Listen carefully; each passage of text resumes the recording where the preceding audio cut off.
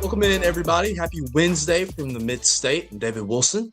That is Calvin White joining you guys on Main Street Sports today, presented by the Tennessee Orthopedic Alliance of Columbia on a wild and wacky edition on this Wednesday afternoon. Gorgeous day right here in the Mid-State, at least in Nashville. The sun is out. We're hovering around the 50-degree mark.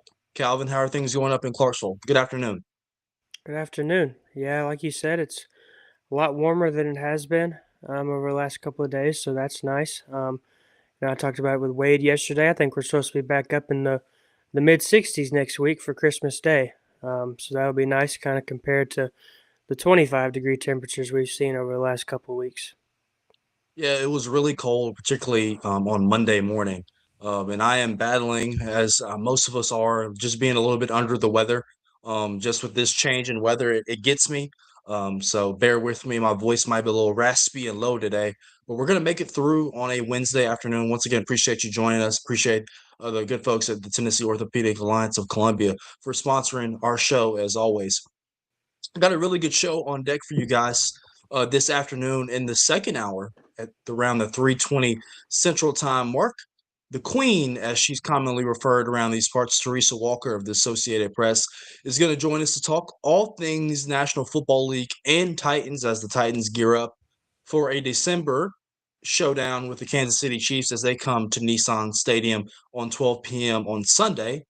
The Kansas City Chiefs will be without, obviously, Patrick Mahomes, who tore his ACL last week in their loss at Arrowhead against the Los Angeles Chargers, which knocked also Kansas City out of the playoff hunt. So we have two teams that are not going to be in the postseason battling out on Sunday on the gridiron at Nissan Stadium. Interested to get her thoughts on that matchup as well. The development once again of Cam Ward as the Titans are coming off a loss this past weekend out in Santa Clara against the San Francisco 49ers. The Titans got spoiled yet again of trying to get back-to-back wins, I believe for the first time since 2022. So we will get Teresa's impact on that. Also, we have some news across the National Football League this morning as the Dolphins are benching quarterback and former first-round pick Tua Tagovailoa in favor of just this past year draft class member Quinn Ewers, former standout from the University of Texas. Also, really interested to get her perspective on that, as well as Philip Rivers' return this past weekend up in Indianapolis as they traveled to take on the Seattle Seahawks out in the Pacific Northwest. So Teresa Walker, she's great as always, a thorough of information that she likes to bring. So interested to get all that information from her. Coming up in the second segment of the show here at 2:20, a friend of the show, Caleb Giroux of the Daily Times, is out in Maryville in the Knoxville area. Will join us to break down Tennessee's big win at the Food City Center last night against the Louisville Cardinal. They snapped a three-game losing streak. Rick Barnes and the crew picked up a big win last night thanks to the efforts of Jacoby Gillespie, particularly in the second half, as the host Volunteers pulled away from the Louisville Cardinal. We'll also talk a little football as we always do around that 3 o'clock segment as we enter that second hour. And we also talk a little bit of the grab bag as we have some news and notes across the world of sports, particularly with some boxing news, some MLB news, and some NHL news as the Nashville Predators are taking back to home ice tonight at Bridgestone Arena as they host the Carolina Hurricanes. So a full sports docket is on the menu on this show today. Once again, appreciate you guys for joining us. Calvin, let's get it started as we always do with yesterday's results and today's schedule on the rundown. This is the Rundown. Scores, these are double headers across girls basketball from the Tennessee High School Association. Battle Creek picked up a 65-2 win over Franklin Classical. Might wanted to check that one, Calvin. Lawrence County 59, Columbia 44. It was Community 54, Eagleville 45. It was Moore County 52, Culleoka 23. Blaine Keller was on the scene for this one. Be sure to look at the Gallatin News for if you want some coverage of this one. Station Camp picked up a 49-38 win over Gallatin last night up in Gallatin. It was Fayetteville 68, Giles County 62. It was Sycamore defeating Greenbrier 52-30. It was Forest toppling Hampshire 72-26. It was Houston County 52, East Hickman 42. It was Independence 71, Laverne 28. Joe Burns lost to Springfield 64-28. Calvin was on the scene for this one. Be sure to check out the connection, the Robertson County connection, that is, and make sure your preps if you want some coverage of that girls' game right there. It was Knowledge Academies defeating Kip Nashville 54-0. It was Sumnertown 62, Lewis County 29. It was Hendersonville defeating Liberty Creek 42-34 in a battle of Sumner County programs. It was Valor Collegiate edging out Merrill Hyde 53-49. It was Mount Pleasant 37, Frank Hughes 36. It was Riverdale 69, Lead Academy 26. Green Hill Lady Hawks made the trip down to Rutherford County last night to take on the Rockville Rockets, and the Lady Hawks moved to 10-0 on their season as they won 72-42. It was Beach defeating Smith County 50-47. It was Cornersville 56, Spring Hill 23. It was Lebanon bouncing back from a loss last Friday to Mount Juliet. They defeated Stewart's Creek 47-20. It was White House Heritage defeating White House in a battle of rivals right there, 48-28. It was Zion Christian defeating Dixon Academy 69-35. As far as I could find that Battle Creek score, the only thing I could find was 65-2. So we will Okay. try Goodness and gracious. yeah. If that's a real score, kudos to Battle Creek. But boys basketball scores: Battle Creek downs Franklin Classical 74-55. Columbia wins 50-35 over Lawrence County. It was Eagleville 81, Community 48. Moore County wins 47-42 over Culioca. Station Camp 73-42 winners over Gallatin. Giles County wins 80-53 over Fayetteville. It was Forest 59, Hampshire 21. East Hickman wins 53-43 over Houston County. It was Independent 71, Laverne 35. Joe Burns wins 73-63 over Springfield in overtime. Blackman downs Kip Antioch Global 83-36. Summertown 72-68 winners over Lewis County. Hendersonville wins 43-36 over Liberty Creek. It was Merrill Hyde 63, Valor Collegiate 42. Mount Pleasant 58-31 winners over Frank Hughes. Riverdale wins 71-53 over Lead Academy. Rails Rockville 51 to Green Hill 39. Beach narrowly edges out Smith County 50-48. Spring Hill wins 65-60 over Cornersville. Stewart's Creek 71-53 winners over Lebanon. White House Heritage wins 73-46 over rival White House. And Zion Christian won 76-63 over Dixon Academy. Women's college basketball action last night in the Murphy Center. Auburn downs MTSU 68-52. Men's basketball action. Lipscomb traveled to Cameron Indoor Stadium to take on the Duke Blue Devils. They fell 97-73. And like David mentioned earlier, Tennessee, the Volunteers, downed Louisville 83-62 in Knoxville. And Belmont, 5-point winners over Evansville 83-78. Light schedule this afternoon across the mid-state. We have one high school doubleheader listed for girls and boys. That is Republic making the trip around Brawley Parkway to take on Maplewood. That is a 6 p.m. tip on the girls' game and 7:30 tip on the boys' side. Tonight in men's basketball should be a good one down at the FedEx Forum in Shelby County in Memphis as the undefeated and 13th-ranked Vanderbilt Commodores take on the Memphis Tigers. You can find that one at 6 p.m. Central Time on ESPN2. 6:30 this evening down at the Glass House at the Murphy Center at MTSU. The host Blue Raiders take on Kennesaw State. You can find that one on ESPN Plus. Women's basketball action tonight in Nashville at the Curb Event Center. It is Evansville taking on Belmont at 6:30 p.m. Also can find that one on ESPN Plus. As I mentioned, down at Bridgestone Arena this evening, 7 p.m. puck drop as the host Nashville Predators take on the Carolina Hurricanes. You can find that one, on FanDuel South. And tonight in the NBA, 7 p.m. tip. You can find this one on NBA TV as well as FanDuel.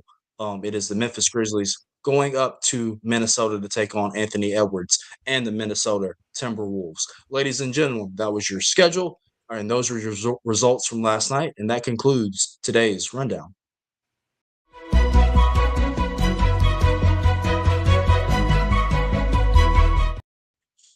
Our top story is brought to you by the good folks at Piggly Wiggly and Neely's Mill in Columbia. They serve daily lunch options from 11 a.m.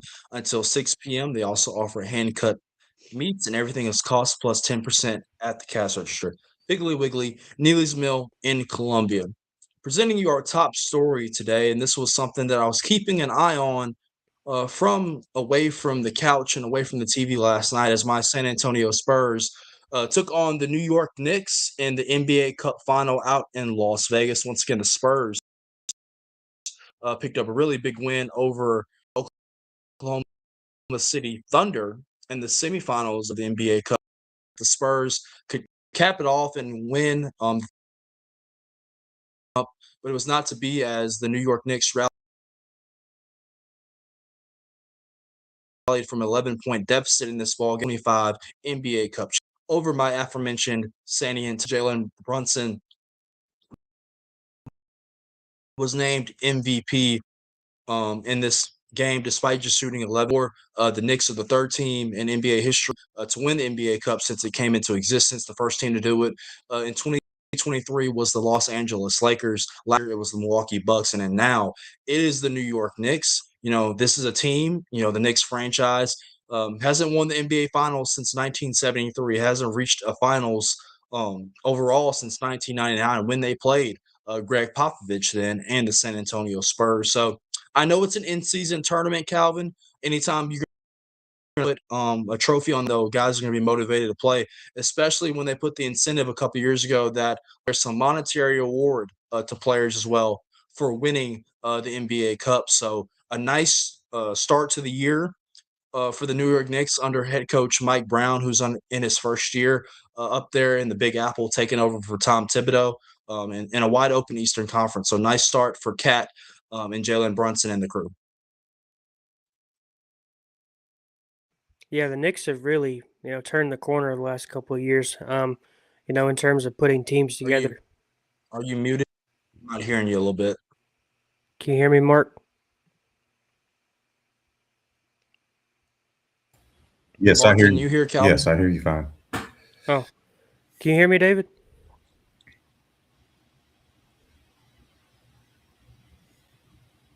I'll talk. We'll figure it out. Yeah, the Knicks have done a really nice job of putting together teams over the last couple of years that aren't necessarily championship contenders, but they've been able to make some noise in the playoffs, and for them to be able to knock off the Spurs, who a team that knocked off the Thunder, the night before in the semifinals. Really big win for the Knicks, and with Karl Anthony Towns hurt for part of the game, and Jalen Brunson not having his best game. Obviously, still super early in the season, but big win for the Knicks to win the NBA Cup. Yeah, sorry about that. That was some technical difficulties on my end. I have you now, Calvin. Yeah, it's a big win for the Knicks. Obviously, OG Anunoby played big for them last night with a game 8 points on 10 of 17 shooting, plus 9 rebounds and 3 assists. As you mentioned, I kind of cut out from you a little bit in depth, right? They were a team that was Cinderella of basketball last year that made a run in the playoffs and that really got their fans to the Indiana Pacers in the Eastern Conference Final. Team that's very capable when you think about the Eastern Conference, how wide open it is, particularly with the Celtics not having Jason Tatum this year recovering from his injury. So it's a nice start. And like I said, anytime you can win a tournament or championship of any variety, that's something that's to be proud of. Each will receive $530,000, a substantial raise, obviously for those just clinging onto the bench, and potentially some two-way contract. The Spurs per player will have to settle for $212,000. San struggled last night. Obviously, Victor Wembanyama has been coming back from his calf strain. They were minus 18 with him on the floor last night, which is very good for the Spurs when you think about the player that he is and the impact he has, not only on the offensive end of the floor, but the defensive end of the floor as well. The Knicks are sitting in second place in the Eastern Conference and 8.5 games behind the Detroit Pistons and Cade Cunningham, who are off to a phenomenal start to the season. Off time Jalen is known to put on a show, and with Cat and Mitchell Robertson um, and Jordan Clarkson, as well as OG Anunoby, the Knicks have some depth to make a run at this thing, and it's interested to see. Last thing before we go to the commercial break, Calvin. Tom Thibodeau has been known to run his guys kind of in the ground per se. He has his starters log heavy minutes throughout the regular season and the postseason. It feels like last year, particularly when we got to the Eastern Conference Finals, that really drained on those guys. They just seemed tired as we got to the month of May into June. So interested to see how these guys are going to be fresh towards the end of the year under a new system with Mike Brown. Yeah, they've got some depth this year, and Mike Brown has coached at a lot of different places in the NBA. He's a good head coach. So the Knicks, he's obviously not going to coach the team the same as Tom Thibodeau did, but Tom Thibodeau is one of those old school defensive minded guys, and the Knicks have got the depth to not have drop off when you take the starters out of the game. So right now, it looks like the Knicks kind of have a team similar to the ones they've had the last couple of years where, they've kind of got the mold of a team that can compete in the playoffs again. Absolutely. Good stuff right there. Coming up after this commercial break, we'll be joined by our good friend of the show, Caleb Giroux of the Daily Times in East Tennessee out in Maryville. He's going to break down the Volunteers' big win at the Food City Center last night over Louisville as the men's basketball team snapped a 3-game losing streak. We'll also talk about some big news at the high school level with some football in Class 6A. Maryville has a new coach after Derek Hunt resigned last week, and it did not take long, for them to find a replacement as they went in-house. Caleb Giroux is on deck coming up here on Main Street Sports today, presented by the Tennessee Orthopedic Alliance of Columbia. Stick with us.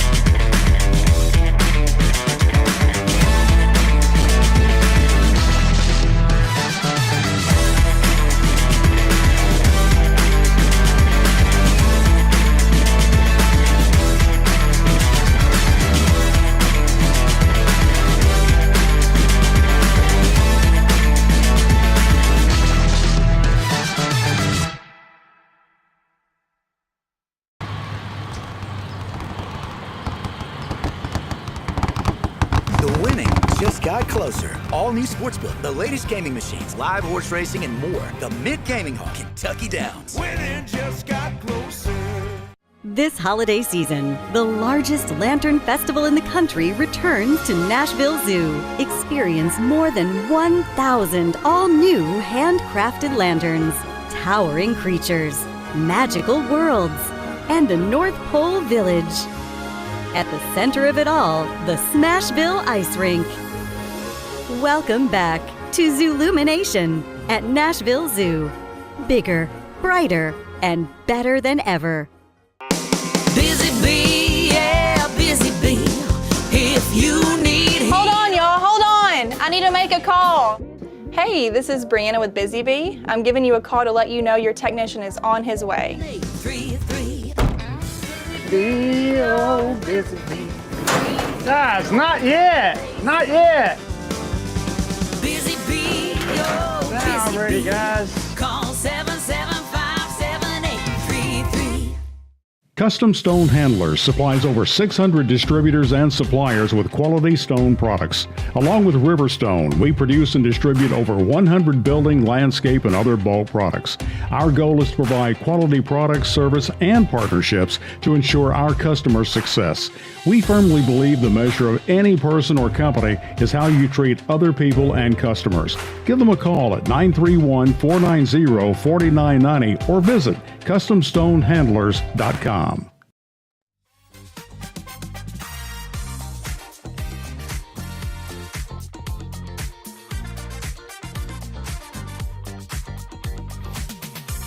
Welcome back into Main Street Sports today, presented by Tennessee Orthopedic Alliance on a wild and wacky Wednesday. I'm David Wilson, That is Calvin White. We're both repping the A on this Wednesday afternoon. Joining us now from East Tennessee in the Knoxville area, friend of the show, Caleb Giroux of the Daily Times out in Maryville, as we're ready to break down Tennessee's big win last night at the Food City Center over the Louisville Cardinal. See if Caleb is there, and he is. Caleb, how we doing on this Wednesday afternoon?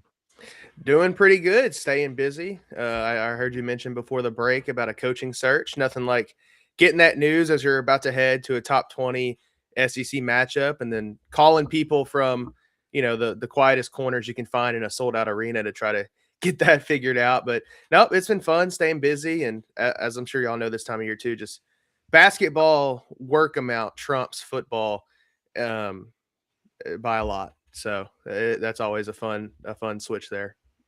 Absolutely. Now, before we get into Tennessee's win last night, and obviously Maryville's new head coach as well on the football side, let's make Calvin a little jealous. The last time you came to the Mid-State, you got spoiled by some dinner by yours truly. So on a scale of 1 to 10, how was Demas's?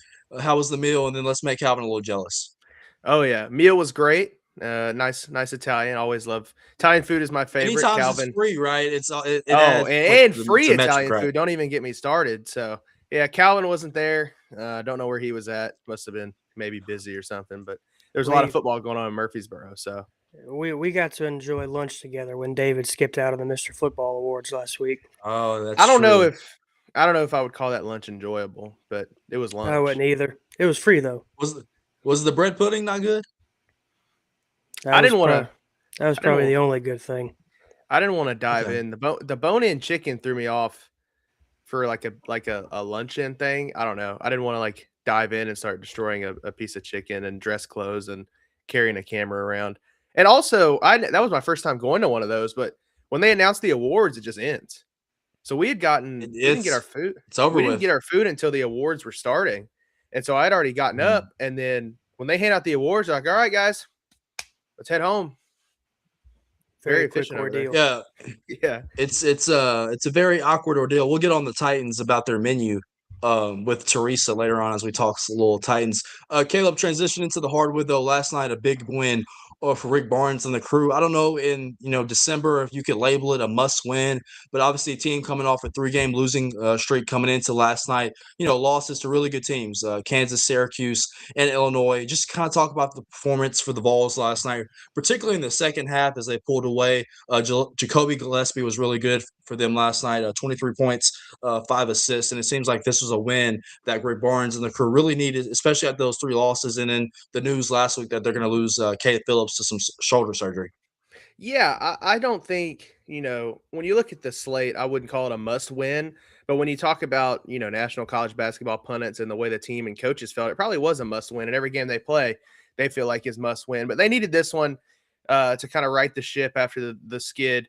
And it looked a lot more like the team that played Houston than the team that had played those last 3 games. I mean, you saw that same defense that you saw against Houston, and then the uber efficient shooting, which you like to see. You saw Bishop Boswell get back to kind of what he was against Houston, kind of impacting the game all over the floor.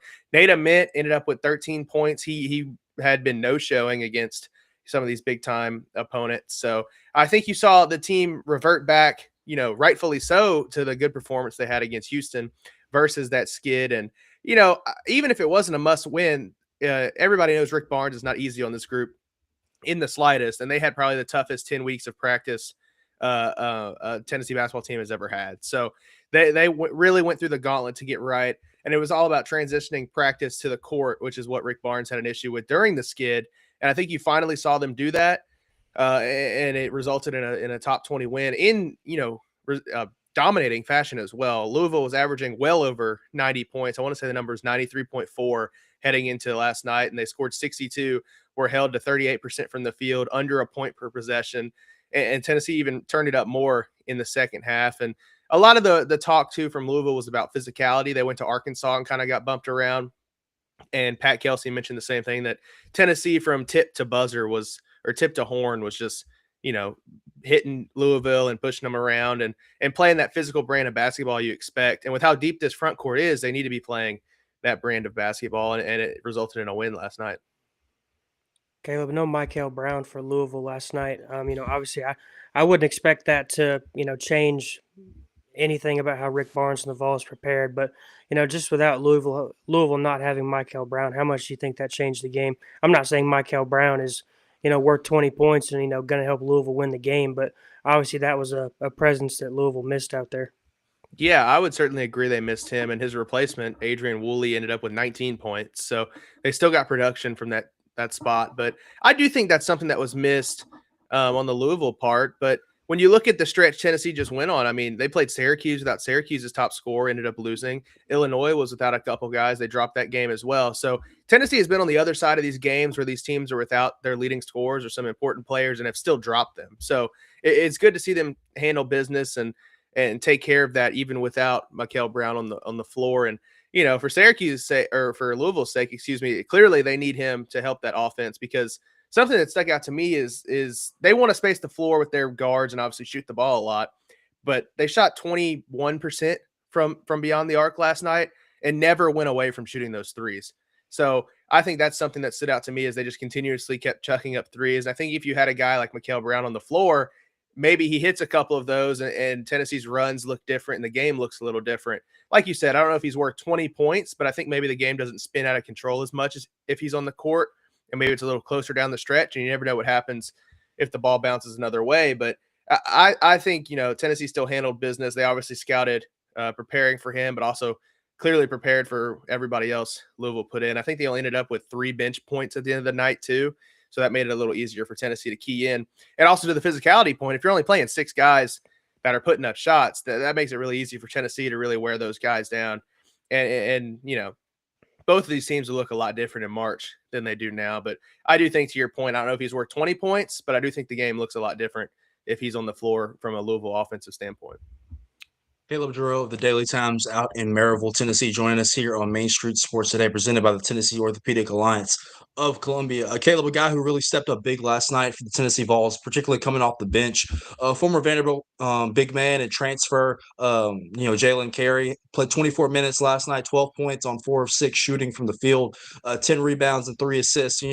For this Tennessee team to compete in that upper echelon of the SEC and vie for a regular and SEC tournament championship, a guy like Jalen Carey coming off the bench and providing that impact like that is something that Rick Barnes and the Tennessee Vols are going to need to see. Yeah, and I got to correct you there, David. He's a former Vanderbilt point guard. If you play at Vanderbilt, you're a point guard. You're all listed as point guards, so that's what they all are. So, former Vanderbilt point guard Jalen Carey, and he's a guy that Tennessee brought in to play this role.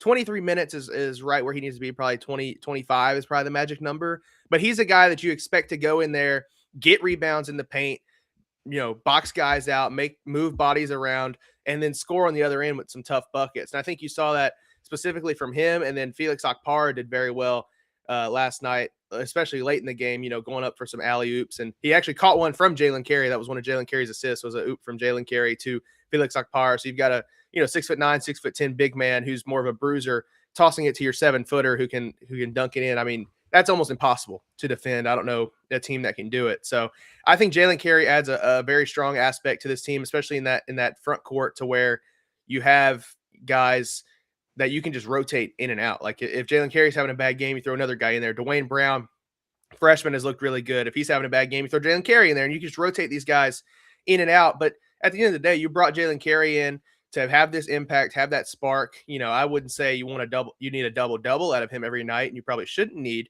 a double-double out of him every night. But if he's playing like he did last night, where he's boxing guys out, high-level post players nonetheless, and what isn't going to get talked about in this game, because a lot of people just look at the box score, Louisville, like I said, is a team that spreads the floor with guards.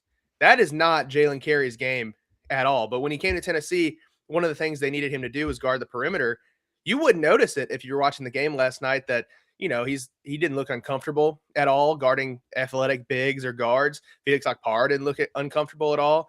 And it was a clash of styles, really. And Tennessee ended up with 42 points in the paint and took a win. 28, I believe, of the 34 first half points were in the paint for Tennessee.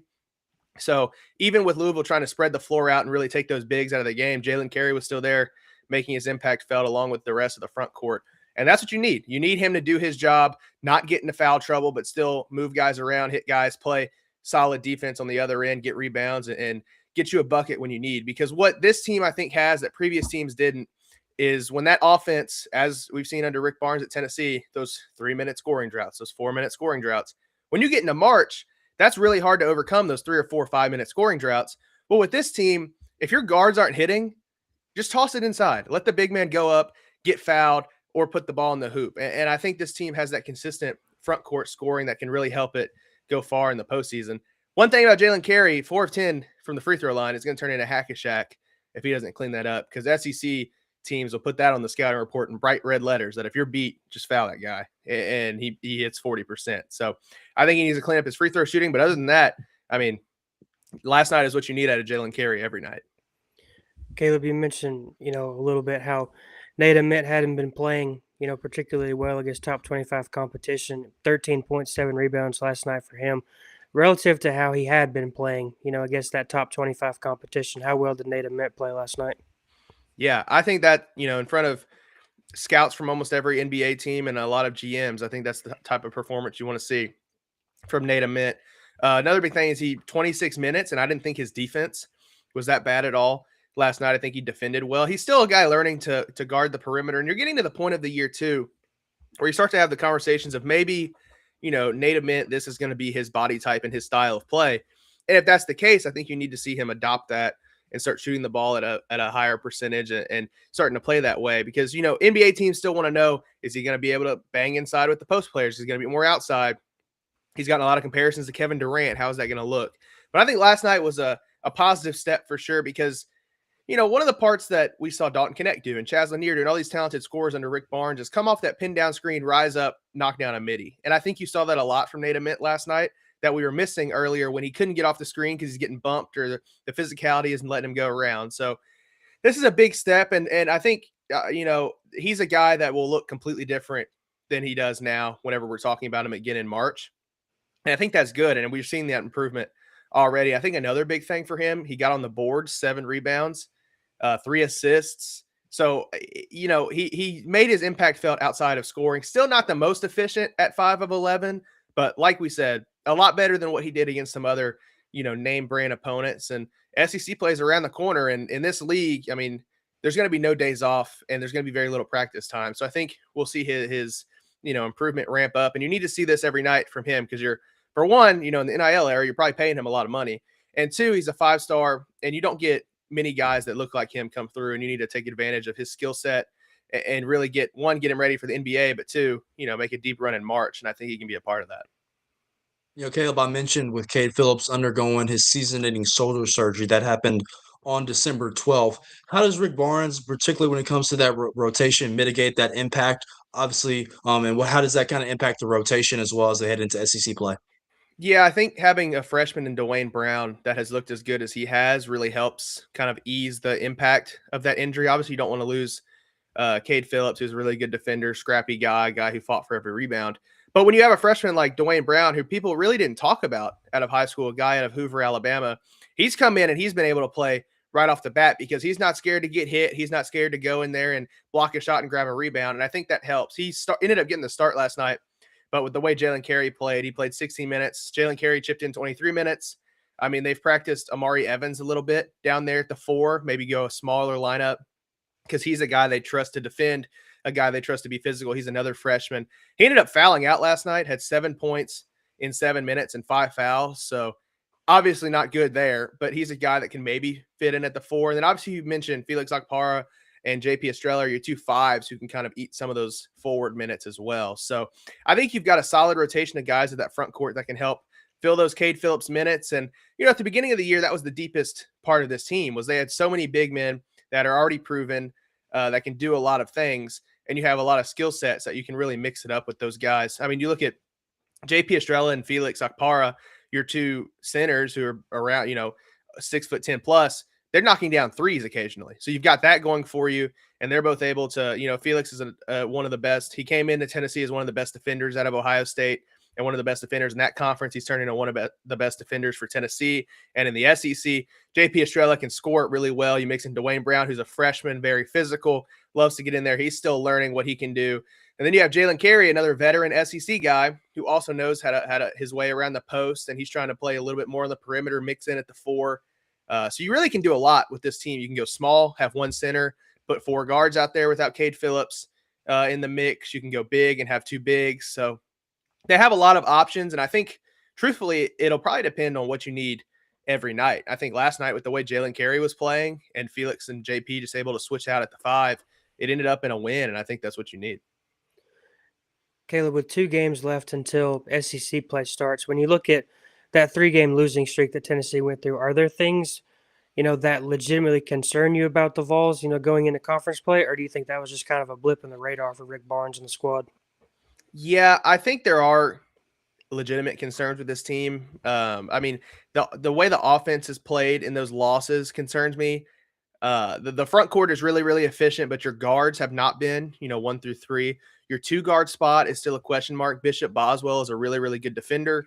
Amari Abram has been hit or miss, but he can be a knockdown 3-point shooter and a good defender. Ethan Berg has kind of been hit or miss. You get some good minutes out of him one night, some bad minutes the next. So I think that 2 guard you're still trying to figure out. And that was a question, in the summer too. So it's not like these things are new that have come up. But really, I just think you need efficiency from the guards. Rick Barnes has been heavy on Jacoby Gillespie out of Greenville to kind of make him more of a point guard and kind of ease the stress on him. I still think he might be trying to do too much some nights. He ended up with 23 last night, but it was on 5 of 12 from the field, and he knocked down 10 free throws. Had 5 assists, which is really good to see, which is something Rick Barnes has been harping on him for. So I think your front court is pretty solidified. You still like to see a little bit more from the back court, a little bit more from those guards, the 1 through 3. Questions like, can Nate Ament do this consistently night in and night out? I think that's a legitimate concern if he can't, because in the skid, he did not look good against those big name teams. Had some moments where he flashed, but was consistently not good. Your 2 guard, can you get guys that are consistent every night instead of having to go into a game and think, well, maybe Bishop Boswell will be our guy tonight like he was against Houston, or maybe it'll be Ethan Berg tonight, or maybe it'll be Amari Abram tonight, or maybe we'll have Amari Evans at the 2 tonight.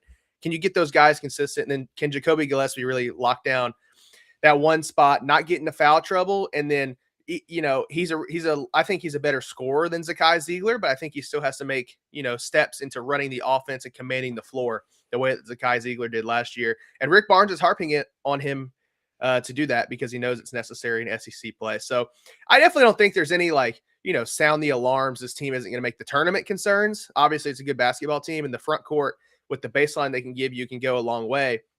I just think it's a matter of ironing out 1 through 3, getting that front court down, and really seeing what you have there. And more importantly, how consistent can those guys get on a nightly basis?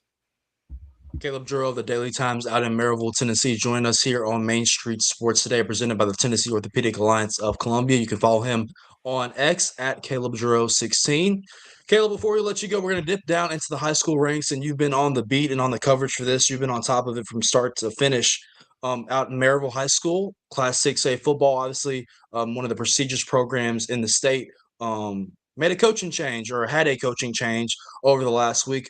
Derek Hunt resigned last week after 9 seasons with the program. First of all, before we get into the new hire, elevation of their defensive coordinator, did this kind of shock you that him stepping away? I think shocking isn't the right word, but I think it's just surprise for everybody involved.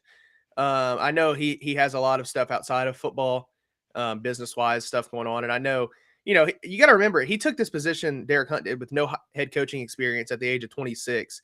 Won a state championship in his first year, won another one in 2019. He had only 18 losses across those 9 seasons, and Maryville's consistently been in the playoffs, consistently been one of the best 6A teams, always in the mix in the state, it feels like, under him. And truthfully, to run a program like this, that's a lot of pressure and a lot of time you have to invest. And he has 4 young kids, and he wants to be more involved with his family and more involved with his kids as they go through youth sports and grow up.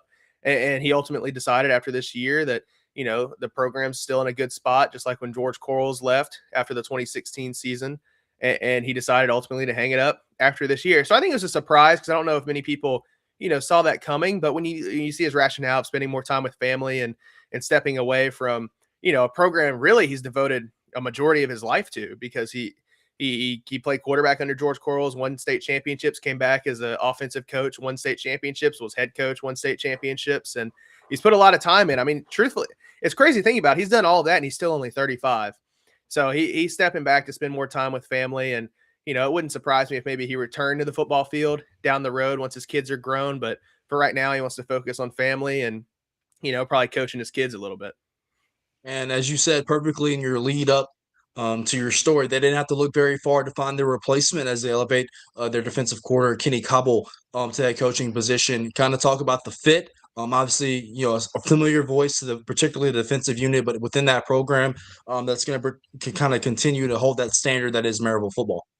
Yeah, just like when they promoted Derek Hunt, a big thing with this move was they wanted to find continuity and they wanted to find somebody they trusted to take over the program. And Kenny Cobble checked both those boxes. He's a guy who's been in charge of running the leadership program for Maryville's football team for a very long time. One of the coaches who's been the defensive coordinator. He has head coaching experience as well from Jefferson County. I think he went 24-29 in his tenure there, but made the playoffs 3 years out of 5. Obviously, Jefferson County is not the program that Maryville High School is. So people are all up in arms about how in 2011 he wasn't a great head coach at Jefferson County. This is a program, he's got great assistants around him. He's got great resources. And when I talked to him, he's mentioned he's a much different and probably a much better coach than he was when he was at Jefferson County. He coached a season under George Quarles as linebackers coach during that 2016 year, won 2 state championships under Derek Hunt. He was the defensive coordinator for one of those and has been a part of a lot of wins on this staff. And, honestly, if you want to compare resumes, Derek Hunt didn't have any head coaching experience and was the youngest guy on the staff when he took over in 2017, and the program kept rolling after George Quarles. Now you have a guy who has head coaching experience, who isn't the youngest guy on the staff, and elevates to head coach. And the plan is for Maryville to keep rolling and to keep that continuity. The process was short. They kept it internal and went with Kenny Cobble, and a lot of people in the community are supportive of that move and have been very supportive of him on social media. So this will be the first time since pre-Quarles, because Quarles was an offensive guy as well. So they've now got a defensive guy as head coach. But there's been a lot of winning at Maryville, and I don't think that'll stop anytime soon. And that story that you're referencing that's up on the dailytimes.com right now, Kenny Cobble said he learned from Derek Hunt and George Quarles that the program is a lot bigger than one person. So there's a lot of good assistants around him. There's going to be a lot of talent coming through Maryville. And truthfully, the goal stays the same for them, is to win state championships and to produce great men and brothers and sons and put those guys into society. So Kenny Cobble was the guy they went with, and it was a pretty quick search. Yeah, really quickly before we let you go, obviously a disappointing end to their season down in Murfreesboro against Blackman in the quarterfinals. What talents are they returning to next year's edition of the Rebels? Yeah, so you got Will Jones back at quarterback, which is really the big thing for them. He's one of the best quarterbacks in the area. He was a Mr. Football semifinalist. Colton Faust at receiver. He ended up getting hurt in that Blackman game you mentioned, which really hurt them in that game. But he'll be back next year as well. You return some crucial pieces of the defense as well. And there's some swirling about transfers on both sides of the ball as well that'll help out.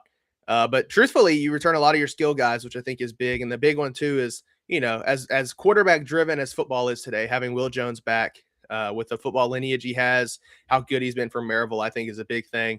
And you get Colton Faust back. You get Julian Douglas back, who is a very good basketball prospect as well. He plays wide receiver for the Rebels.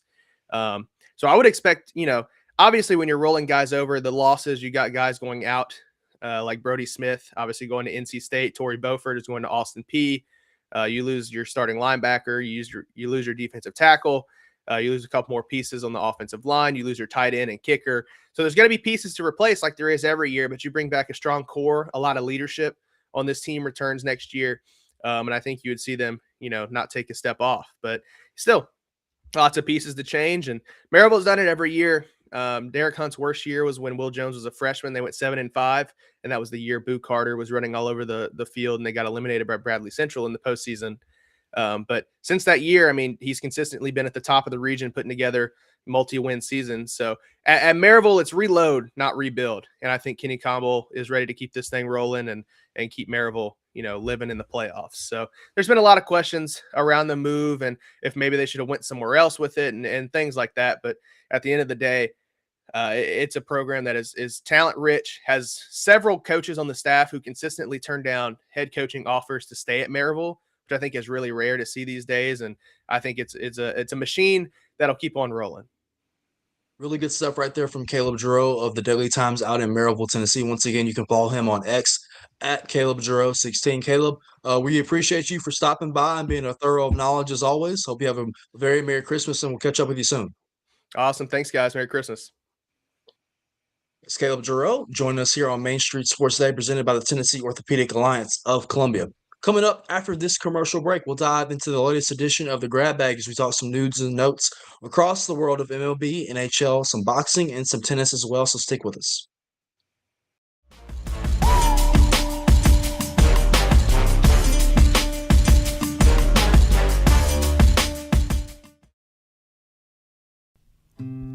Columbia Power and Water Systems is dedicated to bringing our customers reliable, local service.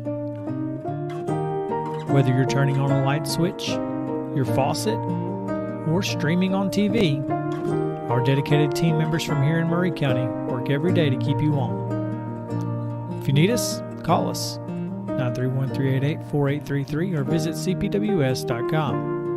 CPWS, local service, local support.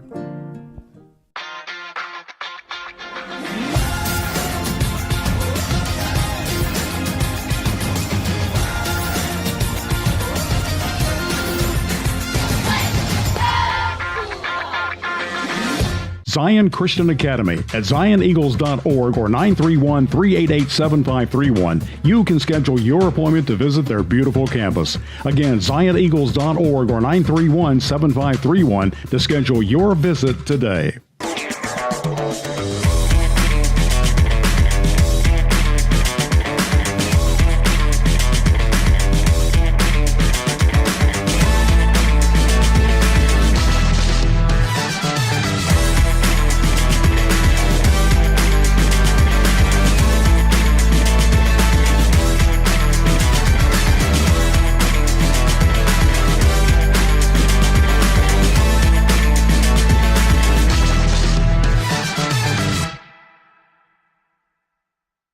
Nashville's Nutcracker, presented by Nashville Ballet, returns to TPAC November 29th through December 28th. This holiday season, audiences will journey with Clara and the Nutcracker Prince through Nashville's history and the land of sweets. Tickets on sale at NashvilleBallet.com.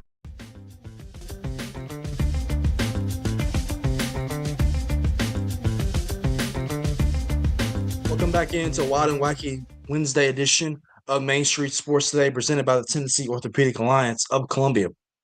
David Wilson, that is Calvin White. It's time to jump into the latest edition of the Grab Bag as we close this first hour of the show. We'll start things off in the world of MLB. And Calvin, this is a team, the San Diego Padres, that I really have my eye on this offseason, and particularly their GM, AJ Preller, known to be one of the most aggressive GMs in baseball. You moves that he's made over his tenure in San Diego. You think about all the way back in the day with the trade to get Craig Kimbrell from the Braves and Justin Upton and BJ Upton as well. You think about the trade to obviously get Juan Soto from the Nationals and then shipping him just a couple years later to the Yankees. AJ Preller is a wheeler and a dealer. So we're really interested to see what they do this offseason, particularly when they it's kind of been known that they want to offload some cash. But one person that was already in their rotation that's reportedly considering retirement as he's coming his way back from UCL surgery, star pitcher Yu Darvish, who is fresh off the surgery from this past year, Monday to the San Diego. I'm not necessarily thinking about really pitching as I go through this rehab process right now. I don't have that in my mind. I'm just trying to get rehab my arm right now. If I get that urge to come back, if I feel like I can stand on the mound and come back, then I will go do that. But I'll just leave it there for now. Darvish underwent surgery last year to repair the UCL, and the flexor tendon in his elbow this past October. The timeline for that, Calvin, is around 12 to 15 months, which will theoretically put him out for the entire 2026 season and have him ready to go back for 2027. He's 39 years old, pitched in 72 innings last year with 68 strikeouts, a 5.5 ERA. This is a guy that's finished in the Cy Young voting twice in second place. And, when he's healthy, has some really, really good stuff. He's set to make $16 million in 2026 and $15 million in 2027 and 2028. So This is a pitcher that's done a lot of great things over his career. Calvin, 115 wins, to 93 losses, and a 3.65 ERA, and a 5-time All-Star in 1,778 innings. So this is a guy that's had some impact everywhere he's been, and for him to reportedly thinking about hanging it up, that's something that. Yeah, he's had a really good career, especially early on with Texas. He's got two, top three Cy Young finishes. Um, Obviously, like you said, when he's on, he's really good. And even recently, over the last couple of seasons, he's had some good years for the Padres. And, obviously, him being hurt for them kind of leaves a dent in that pitching staff. That's a guy that, even as he's gotten older, he's still a very serviceable pitcher. And that's a guy they obviously want in the rotation for a Padres team that is trying to get back to that level they were at a couple years ago when they it felt like they had teams that were good enough to make a run in the National League. Yeah, it's interesting to see you, and I kind of mentioned in my kind of monologue there into the topic what AJ Preller is going to do with that pitching staff. Obviously, Dylan Cease, who's a San Diego Padre who entered free agency, signed with the Toronto Blue Jays. They made a really good deal last offseason signing Nick Pivetta to a 4-year deal. They have been rumored to be out there shopping and potentially to trade him.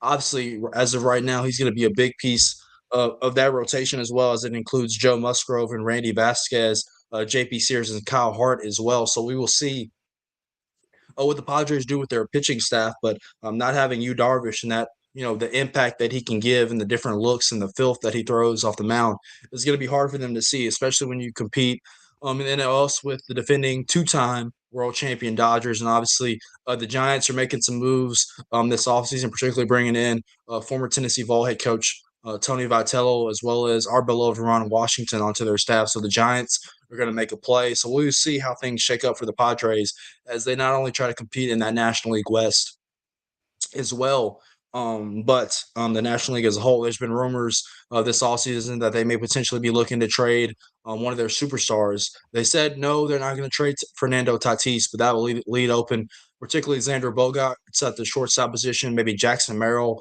in center field, or even Manny Machado, who's due still quite a bit of money at that third base position. Really quickly, Calvin, I don't have this one listed on the grab bag, forgive me, but it's a matchup that I wanted to talk about. We mentioned about it in the rundown. The undefeated and the 13th ranked Vanderbilt Commodores going down to the FedEx Forum tonight on ESPN2 at 6 o'clock to take on Penny Hardaway and the Memphis Tigers. Vanderbilt 10-0 on its season, taking on Memphis, who is 4-5. Maybe not the most sexiest matchup when you consider Memphis' record, but this is a nice road test for Mike Byington as the crew as they head into SEC play here in January and taking on a really talented team that's going to be well coached in Memphis. Yeah, good in-state matchup. Memphis hasn't been very good this year, but outside of St. Mary's, Vanderbilt hasn't really played some stiff competition to this point. So it'll be a good test for Vanderbilt, I think. Even though Memphis is sitting there at 4-5, they've always got some athletes and some good players. So it'll be a good test for Vanderbilt, especially getting this close to SEC play, where you're going to get a tough test just about every night. Transitioning here locally into the mid-state, into Nashville, particularly down on Broadway this evening at Bridgestone Arena, the Nashville Predators host the Carolina Hurricanes.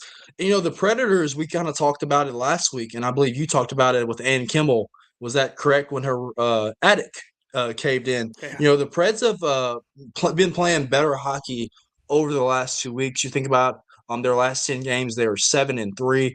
Over the last 4 games in particular, they scored at least 4 goals in every matchup. You think about last week, Steven Stamkos had 4 goals against St. Louis, and 2 days later, Philip Forsberg had a hat trick on the road out in St. Louis. And so this team is starting to find some offense, and when you pair that with really good goaltending play that UC Saros can provide, it seems like the Predators are somewhat being able to find their footing here as we get towards Christmas time, and that that hot seat, that Bunsen burner, whatever metaphor you want to use for Andrew Burnett and his coaching seat, it's kind of simmered down a little bit. Yeah, the thing we talked about with Ann was consistency. Going into the start of the year, the big thing around the Preds was that, they had to get off to a good start. They started, I think it was 0-5 or 0-6 last year and just never really recovered from it. And, everybody saw how last season ended. So, the Preds still didn't have a good start to this season, but they found a way to, orchestrate a little bit of a mini turnaround here to get back to, hovering around 500. They've been scoring a lot more goals, playing a lot better defense. And so, if they can just find ways to be consistent, keep doing what they're doing, they've beat some really good teams. They beat the back-to-back defending champion Panthers last week. They beat some good teams as part of this little run they're on right now. So if they can just find ways to keep it consistent, keep doing what they're doing, it might be a better year for the Preds than people originally thought. Yeah, absolutely. In this next topic, I'm not going to pretend to be the biggest boxing knower or watcher, but I think if you're a fan of sports overall, you know the name Terrence Crawford and the impact that he's had on the sport of boxing and its community. He's a five-time division champion that said on Tuesday that he is officially retiring from the sport. He's 38 years old and retires with a 42-0 record with 31 wins coming via knockout. I mean, this is one of the guys that's been awfully lauded as one of the best boxers of all time. And for him to step away, at that age is somewhat reasonable. This announcement just comes 3 months after Crawford became the only boxer in the four belt era to become an undisputed champion in three weight classes. He accomplished the feat when he defeated Canelo Alvarez for the undisputed super middleweight championship in September. He said on social media, "I'm stepping away from competition, not because I'm done fighting, because I've won a different kind of battle. The one where you walk away on your own terms. This isn't goodbye. This is end of one fight and the beginning of another." He added, "I gave the sport every breath I have, every scar, every triumph, every ounce of my heart. I made peace with what's next, and now it's time. Thank you." Yeah, I'm not going to pretend to, be the biggest boxing, watcher either. But, Terrence Crawford is widely regarded as one of the all-time greats. You listed off a couple of the accolades just then. When we have an all-time great like this retire, I think we did this with, we talk about, Serena Williams and Tiger Woods and all those players in the same breath, even though Tiger Woods isn't technically retired. But, when we have all-time greats like this that decide to hang it up, they get their flowers when they're due. Yeah, absolutely. Crawford held 18 major world championships across 5 different weight classes. That's lightweight, junior, welterweight, junior, middleweight, and super middleweight. He topped ESPN's top 100 fighters of 2025 and retired as the #1 pound-for-pound fighter in the sport. Transitioning really quickly to another sport, and it's tennis. World champion Carlos Alcaraz has changed one of his hitting coaches. Obviously, he is one of the premier tennis players on the male side in the world. Obviously, when you mentioned Novak Djokovic as well, just wanted to throw that news and note out there as well as it's failing to load on my phone. I was trying to give you a quick brief read on that, and here it is. He's parting ways with long coach Juan Carlos Ferrero, the man who guided him to the pinnacle of tennis during a 7-year partnership where he became the top-ranked player in the world. This announcement was made on Wednesday via social media. Together, Alcaraz claimed 6 Grand Slam titles, 2 French Open titles, 2 Wimbledon crowns, and 2 U.S. Opens, and 24 tour-level titles, including 8 Masters 1000 trophies. Alcaraz is 22 years old and has had a career best in season leading 71 match wins and claimed 8 different titles this season. In a quote, he said, "After more than 7 years together, Juan and I have decided to bring our chapter together as coach and player to an end. Thank you for turning childhood dreams into reality. We started this journey when I was barely a kid, and throughout all this time, you've accompanied me on an amazing journey on and off the court, and I've enjoyed every step of it so much with you." Coming up here on Main Street Sports today, as we officially enter the second hour in that 3 o'clock window. We'll talk some more football news as we have some news and notes across not only the NFL, but college football as well, particularly with the ACC, which has reshaped its schedule model for next season. We'll dive into that next here on Main Street Sports Today, so stick with us.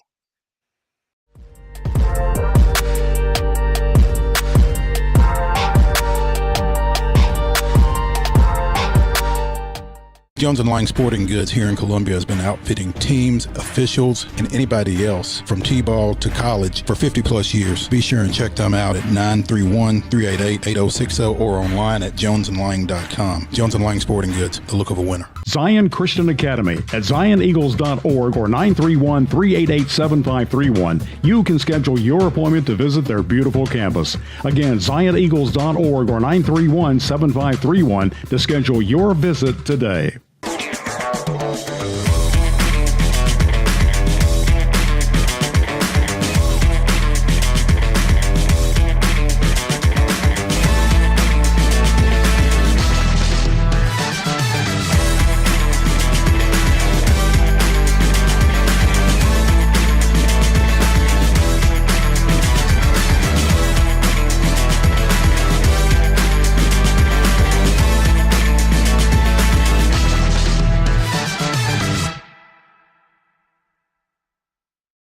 Is your internet slowing you down? It's time for an upgrade. Whether you're at home, working from your home office, or at your business, it's time to unleash the speed you need with speeds up to 1 gig at CPWS for as low as $70 a month. Give us a call, 931-375-7777. Local service, local support, CPWS. Piggly Wiggly, located in Neely's Mill Shopping Center, is Columbia's locally owned and operated Cost Plus 10 grocery store dedicated to serving the community with low prices and smiling faces. Piggly Wiggly offers fresh, hand-cut meats daily as well as daily hot plate lunches from their deli counter. You're certain to see smiling faces and a helping hand when you're here at Piggly Wiggly. Come by and check out our fresh produce, high-quality meats, and more. Down home, down the street, we'll see you at the Pig.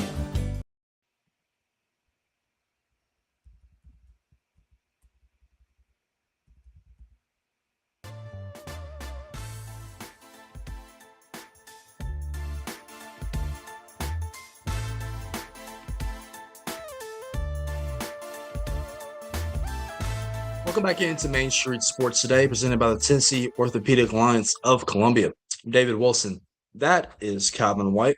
Time to continue kind of a grab bag-ish edition of the show as we talk some football headlines for the second week in a row to kind of kickstart the 3 o'clock hour on a Wednesday afternoon. And Calvin, there was some big news, particularly in the world of the NFL, particularly down in South Beach this morning. You know, at first I had listed on the show the comments, the ominous comments that Mike McDaniel made after their loss to the Pittsburgh Steelers on Monday Night Football up in Pittsburgh, that they could potentially be making a change, and he would think about making a change at the quarterback position.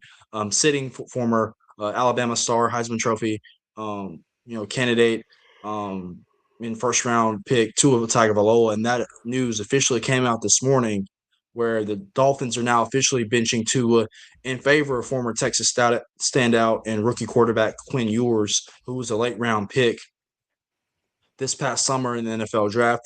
Ewers will be making his first career start Sunday as the Dolphins take on the Cincinnati Bengals. He started as the backup quarterback for the team's Week 7 loss to Cleveland and briefly entered the game, but has otherwise been listed as the emergency quarterback.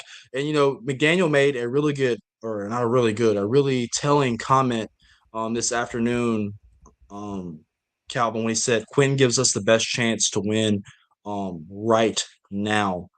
Tua, over the last 2 years, is 12-13 as a starter with 221.1 yards passing per game with just a 47 QBR. Obviously, he's been without Tyreek Hill for most of the season, who suffered a season-ending injury to the Jets on Monday Night Football earlier this year down in Miami. But Tua threw his NFL worst, I guess NFL leading as well, if you want to put a different term on it. 15th interception, the 28-15 loss to the Steelers on Monday, which eliminated the Dolphins from playoff contention at 6-8. He also threw 2 touchdown passes, but both those scores came with a game already in hand for Pittsburgh.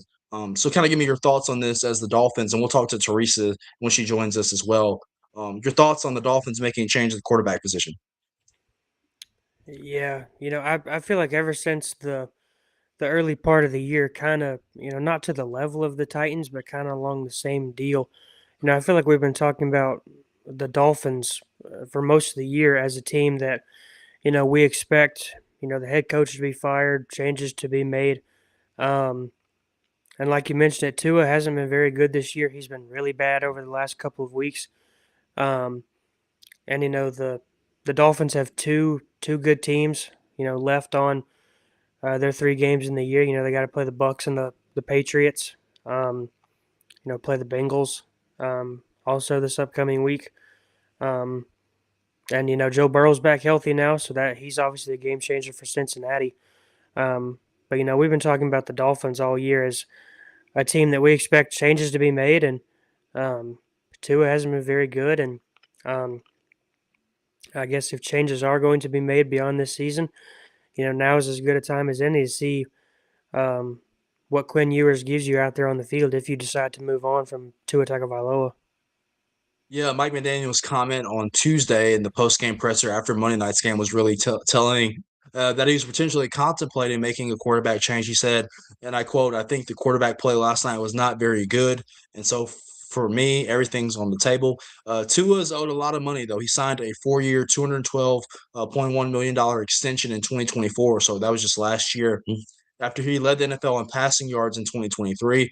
However, last year, he missed the career high 6 games last season. Injury concerns and concussions have been an issue with Tua.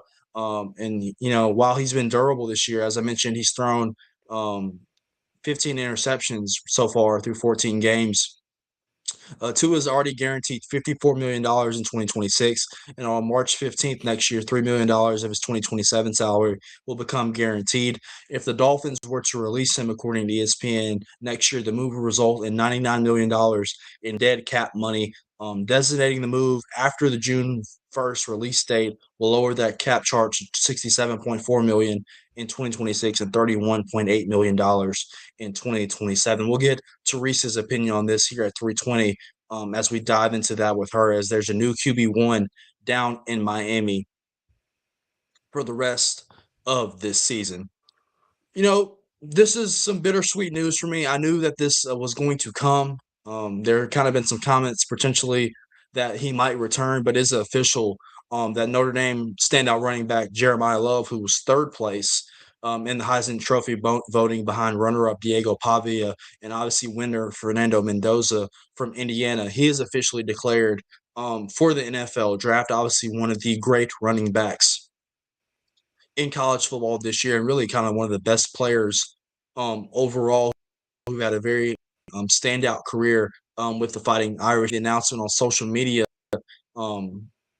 yesterday, in a long statement where he thanked his family, Notre Dame coaches and teammates, among others, saying he would have picked a better place for me to grow into the man that I am today. Obviously, he's considered one of the top players and prospects in this upcoming year's draft.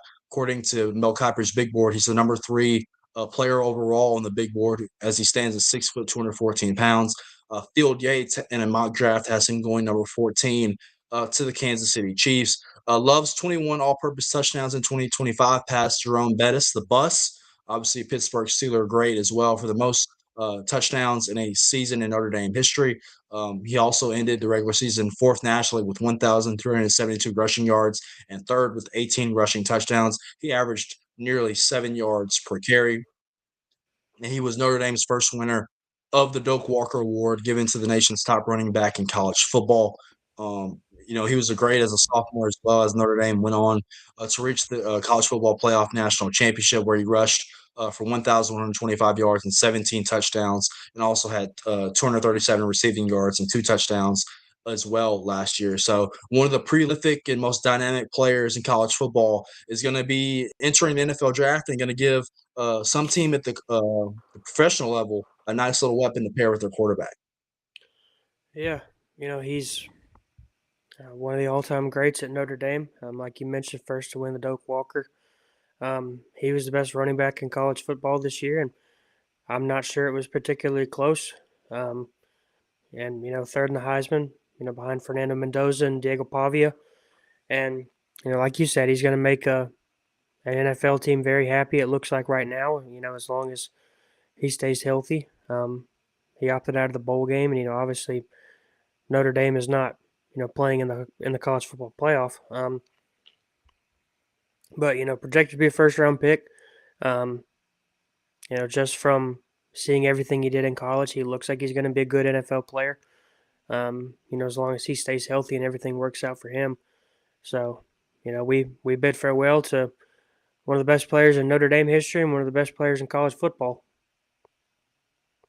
And really just an awesome young man. He's raised by some great parents from the greater St. Louis area. And so one of my favorites from Notre Dame, and he will be definitely missed, and wishing him all of the success in the world. Obviously, Notre Dame's had a great kind of couple year run with running backs. Obviously, Kyron Williams is doing great things with the Los Angeles Rams out with Sean McVay in Los Angeles. And hopefully Jeremiah Love will find him a great situation as well, where he can potentially build off what was a great college career and have a great professional career as well. Not forget Jadarian Price as well, who is expected to declare for the NFL draft. Notre Dame might easily have the first two running backs off the board with the talented group that they had that was lauded as the best backfield in the country. This is a topic as we stay in the world of college football and we dive into the ACC. Obviously, it was much talked about this season, the tiebreaker rules that resulted in Miami not playing in the ACC championship that allowed Duke, who had 5 losses, and Virginia to vie for the ACC title in Charlotte, that left Miami on the outside looking in of the ACC championship game. Obviously, Miami plays in the college football playoff on Saturday down in College Station against Texas A&M. Well, the ACC has released the conference opponents for each team for the 2026 season, and as in this upcoming year, it will begin to move to a 9-game slate for some teams. Also, kind of a nugget of information that the release is they will be having an updated policy and procedure for tiebreaker scenarios for 2026 as well. That obviously, as I mentioned, came off the heels of Duke winning the ACC, but being left out of the college football playoff in favor of Tulane in James Madison. As I mentioned, not all the teams are having 9-game slates this upcoming season. Only a select few will play 9 games, and some others will play 8. But this was much needed, Calvin, when it was talked about to at least have some potential to have some wiggle room to adjust the tiebreaker scenarios, considering the college football playoff and the impact it has on seeding. Yeah, and I think there was ready to be a riot. If Duke, won the ACC and finished 7-5 or whatever it was and got into the college football playoff. So like you said, this will help alleviate some of that and help figure out seeding once we get to that point. Especially since it looks like the committee has a hard time for whatever reason. Year in and year out, figuring out who the 12 most deserving teams are to go into the college football playoff. So, Wade and I talked about this last week, when the SEC released their 9-game schedule. So hopefully, this with the ACC, even though everybody's not playing 9 games, hopefully this will help solve some of those seeding problems in next year's college football playoff. Yeah, absolutely. So the 5 teams that are going to play 8 games on their schedule, and this is due to previous schedule conflicts where they already had 2 additional Power 4 teams on their schedule. So Boston College, Clemson, Florida State, Georgia Tech, and North Carolina will continue just to play the 8 SEC games in 2026. The other 12 teams in the league, though, will move to 9 conference games with an additional Power 4 opponent. That's starting in 2027. There will be 17 schools in the ACC.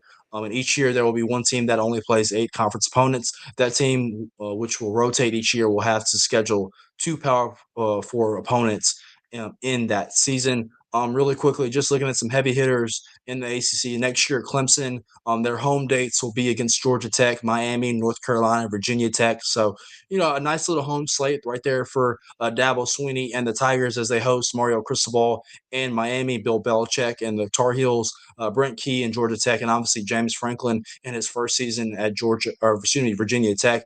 They will travel all the way out to the Golden State to take on California, or Cal, as we refer to them. Then they will obviously play Duke, Florida State, and Syracuse on the road as well. In his first season with Virginia Tech, let's go down to the Hokies and James Franklin. They will host Georgia Tech, Pitt, Stanford, and Virginia. And then they will travel to Boston College, Cal, Clemson, Miami, and SMU. So a nice little ACC. The addition of James Franklin is going to make it interesting to that ACC race. And obviously, we talked about it a lot this year as well. The impact of Bill Belichick in Chapel Hill as he will enter his second season down at North Carolina, and as he's made some staff changes as well, as we talked about last week, how he has released or fired their offensive coordinator Frictions, who obviously had a decorated career at Alabama as a quarterback, and then Browns on their staff as well. One final note on the college football level really quickly, Calvin, before we head to a commercial break and talk to Teresa, Associated Press.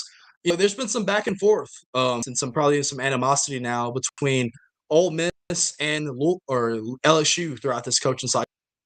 Obviously, LSU has Lane Kiffin from Oxford to go down to Baton Rouge to be their next head football coach. Interim coach of the LSU Tigers, who was replacing Brian Kelly after he was fired at the Texas A&M game. That was interim coach Frank Wilson, and he has agreed to a deal and is expected to join Pete Golding's staff at Ole Miss now, according to a CBS Sports report by Matt Zenitz and Chris Hummer. This was during a meeting on Tuesday. Wilson informed LSU players and staff that he will be joining the Rebels after the LSU's bowl game against Houston in the Texas Bowl on December 27th. Wilson was elevated to the role of interim coach and led the Tigers to a 2-2 record with wins over Arkansas and Western Kentucky over LSU's final games of the season. Wilson has plenty of familiarity with Golding in Ole Miss as well.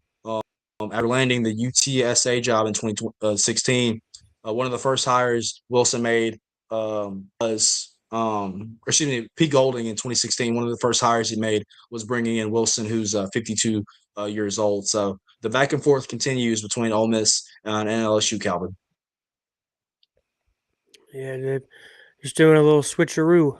Just trading coaches at this point. I'm sure there's still somebody stuck in Baton Rouge that is trying to come back and coach Ole Miss right now. But I guess we'll see how this works out. The whole Lane Kiffin, LSU, Ole Miss thing has been a fiasco, to say the least, I think. But he's been around the block. Frank Wilson's been around the block. So on paper, it looks like a good addition to Pete Golding's staff, especially in his first season as head coach at Ole Miss. Going into next year. Obviously they're still playing in the college football playoff. So we will see what that run looks like for them this year, and then maybe they'll get a fresh start on next year.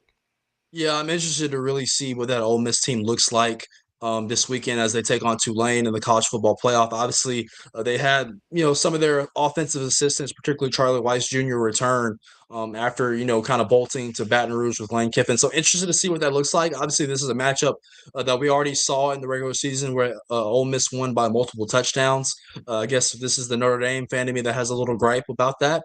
But we'll see how it looks, and obviously we'll get into it with Wade and Mo for the next couple of days. The impact of the college football playoff and what these matchups are going to be. Really excited about that Texas A&M Miami game, as well as the rematch between Oklahoma and Alabama on Friday night.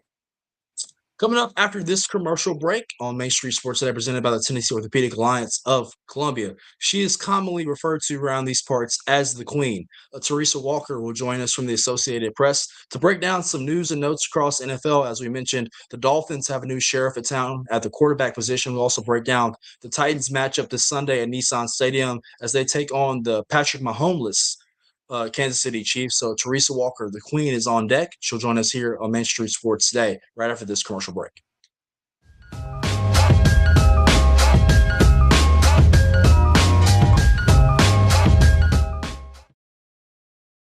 This holiday season, the largest lantern festival in the country returns to Nashville Zoo. Experience more than 1,000 all-new handcrafted lanterns, towering creatures, magical worlds, and a North Pole village.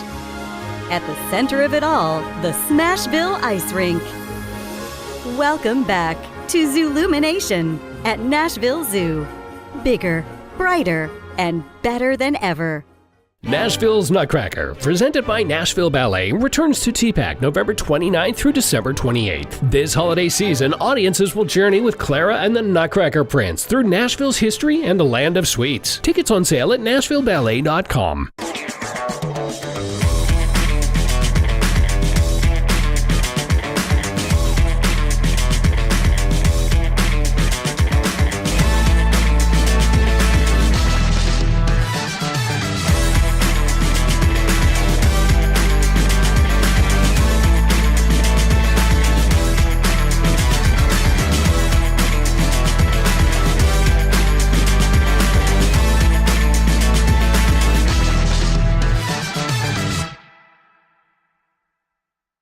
Jones & Lang Sporting Goods here in Columbia has been outfitting teams, officials, and anybody else from T-ball to college for 50 plus years. Be sure and check them out at 931-388-8060 or online at jonesandlang.com. Jones & Lang Sporting Goods, the look of a winner.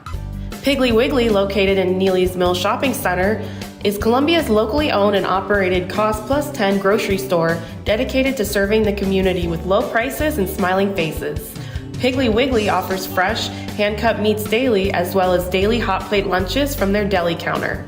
You're certain to see smiling faces and a helping hand when you're here at Piggly Wiggly. Come by and check out our fresh produce, high-quality meats, and more.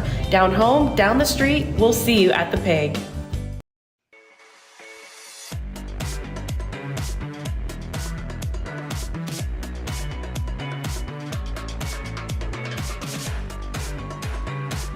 Welcome back into Wild and Wacky Wednesday here on Main Street Sports Today, presented by the Tennessee Orthopedic Alliance of Columbia. I'm David Wilson. That is Calvin White. Joining us now, she is commonly referred to around here as the Queen.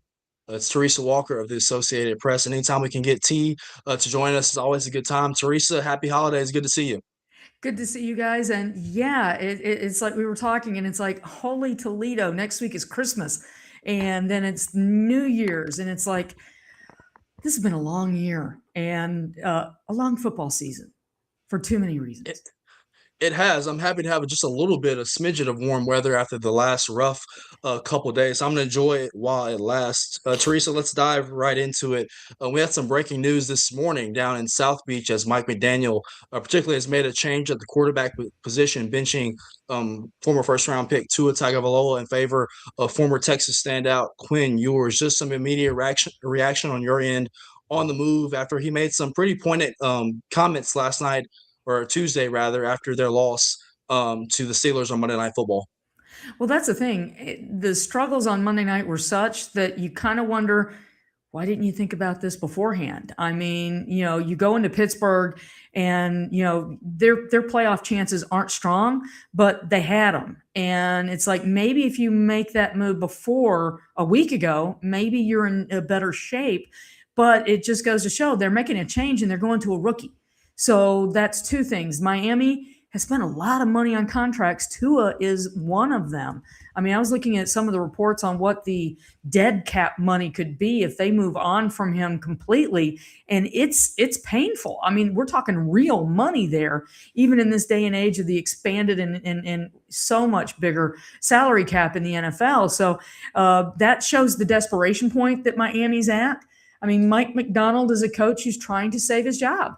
and he's trying to show I can make this offense work with a quarterback. Now, you're turning to Quinn Ewers. I mean, we've seen here in Nashville Cam Ward's challenges. It's not easy to be a rookie quarterback in the NFL.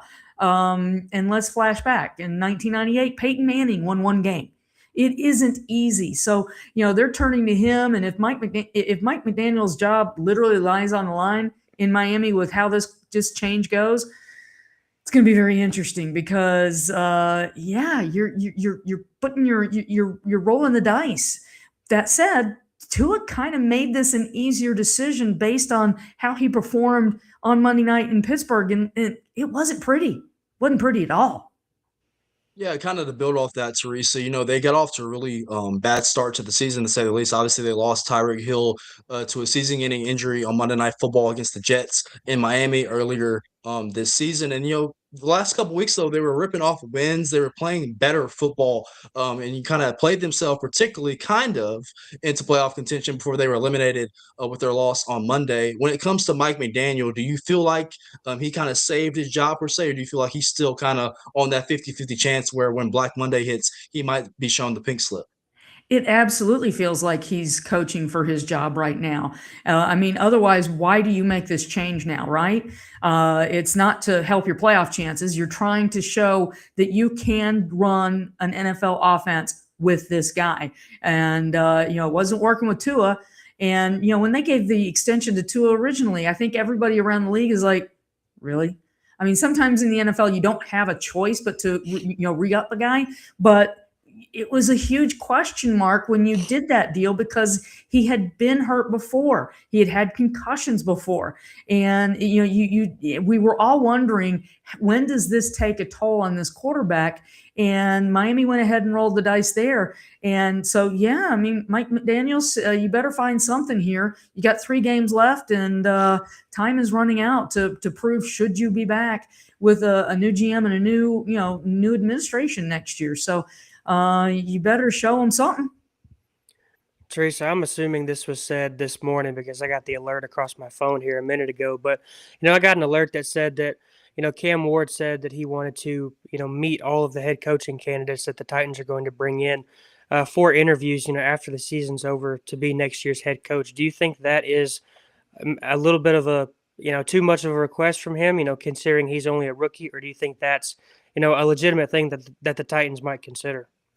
Well, he said he's talked with Chad Brinker and Mike Berganzi about this, and no. I mean, it might seem rookie wants to meet with whoever, the candidates you interview. Here's the thing. He's not asking him to be in the interview process. He's wanting to meet them. And they're bringing these guys in, and they meet people around the building. So it's one of those headlines that it's like, whoa, what's this kid asking about? But what he's asking isn't untoward. He is the face of this franchise right now. If you went outside of Nashville and you said, name me 1 or 2 players on the Tennessee Titans, one of them is Jeffrey Simmons, the other is Cam Ward. So he is the face of this franchise as the starting quarterback. He just set the rookie record, starting his 14th game last week. I think he may have tied Mariota there, but let's face it, he's the guy. They took him at number 1 overall. So, and how his future is tied into who they bring in, and wanting to at least meet the candidates as they come through and, see, get a feel and start that process. Yes, because one of the questions we'll ask the new coach he's introduced at his news conference is, have you talked with Cam Ward? And what are your plans to do to help him improve and be this franchise's quarterback that they need him to be? And so it's not untoward. It may sound a little braggadocious, or it's like, what is this kid asking for? I would want that. If I'm in his position, I'd absolutely want to meet the people coming through. That tells me that he is involved and he's not ready to go check out, because you know what? When the season ends and they have their end of their wrap-up meetings, players bolt, okay? They've got places to be. The fact that he's wanting to at least meet some of these guys, and, the offseason being such, it may be a Zoom, it may be a phone call. That's what it may end up being. It may be in person at the facility when that person is going around meeting people from different departments as part of the interview process. So it's not untoward, and it just seems different because he's a rookie. But that's where this franchise finds itself right now. And, Teresa Walker. Sorry, Calvin. Go my ahead. bad, Sorry. David.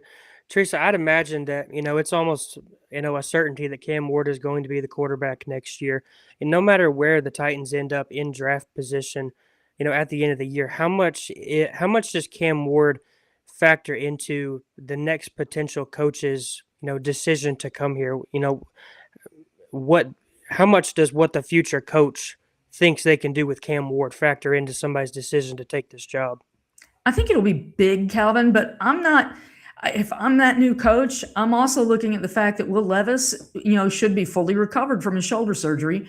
God, he had it the day before they reported for camp back in July. So he should be fully healthy next April when they start the offseason program. With the new coach, they'll start it about a week ahead of other teams. I tell Cam, listen, Will, go compete. Push each other. Will didn't really have competition when he was the starter last season. Cam Ward, they wanted to have competition this season, and Will Levis choosing to have surgery kind of took that off the table. And Cam has taken over and been that starter all this season. But competition's a good thing. Push each other. Show you what you've got. Because if nothing else, Will Levis at the minimum should be your backup next year. He's got one more year on his rookie deal, and there is no reason for the Titans to cut him loose. And having somebody on your heels pushing you can help make Cam Ward better. But a coach coming in is looking at this. He was the number one pick overall for a reason. There were a lot of people a lot of teams that met with Cam Ward who were looking for a quarterback, right? So, Cleveland was one of them. And look how many quarterbacks they took back in April, right? So, it's an attractive situation for coaches. It's one of 32 jobs. That in itself makes it very attractive. Then you've got a quarterback going into a second year. A full offseason will give Cam Ward a chance to improve his game. The Titans are going to send him off with a list of things to work on this offseason. Hopefully footwork and a few things like that is at the top of the list. But then they've got lots of cap space. And then, this is a team, they turn over in the NFL anywhere from 23 to 26 players a year. They are going to get better. They're, right now they're slotted to pick third in the draft. So it's not one. I know Titan fans would love to have that one, but this is such a young team. Winning any games is a helpful tool as they move forward. And so you've got those draft picks, you've got cap space, you've got that quarterback. You've got a new stadium coming online in 27. So this isn't an attractive job for a lot of reasons. And, the pressure isn't on the candidates coming in. It will be eventually, of course, when he takes the job. But for right now, it's for the Titans to get that hiring right. They cannot mess this one up. Teresa Walker of the Associated Press joining us here on Main Street Sports Today, presented by the Tennessee Orthopedic Alliance of Columbia. Teresa, before we dive into this weekend's matchup at Nissan Stadium between the Kansas City Chiefs and the Tennessee Titans, I have to get your opinion on this story and obviously this matchup from last week. It was much talked about, the return of Phillip Rivers in Indianapolis as they took on the Seattle Seahawks out in Seattle. When you got the news and heard that they were thinking about bringing him in and they brought him on the practice squad and eventually earned their start over Riley Leonard, the former quarterback at Notre Dame. Just kind of give me your thoughts when you heard that, and then give me your thoughts on his performance as well as they fall 18-16 to the Seahawks and coach Mike McDonald. David, my first thought was God bless him and protect him, and may he not get killed on the field. I mean, he's 44, and, coaching a high school team, throwing the ball around the yard and working out for a team is far different from having kids 20 to 25 years younger than you chasing you and trying to throw you to the ground. Their season finale, if he is still starting them, is against Houston. And Houston may be playing for the AFC South wild card spot. And that Will Anderson Jr. and Danielle Hunter going after him, put some airbags around him or something. So, but the one thing that Phillip Rivers has always done in his career is get the ball out quick. And he knows how to find the dirt with the pass faster than just about anyone who's ever played in the league. And I think we saw it in that game against Seattle where there was one where, he kind of dodged and then he's down on the ground. It was an easy sack. I mean, it kind of took me back to that day when, was it Reggie White who may have gotten a sack and somebody just kind of fell at his feet. It was almost like tag, you're it. I got a sack. Wasn't that special? But it's for the Colts, this is maybe the biggest reminder of how long an NFL season is. Remember way back when they were 7-1? They were going to be the number one. They were the number one seed in the AFC. They were going to the Super Bowl. Everything was incredible. Oops. Then what happened? Injuries, and that's what can change. I mean, ask the Kansas City Chiefs. An injury at the wrong position can change a team's situation and forecast tremendously. I mean, right now, is there anybody putting money on the Colts making it to the playoffs? Not when there's so many people like Ravens, Steelers, you name it, and Houston Texans trying to climb their way up right over them into the playoffs.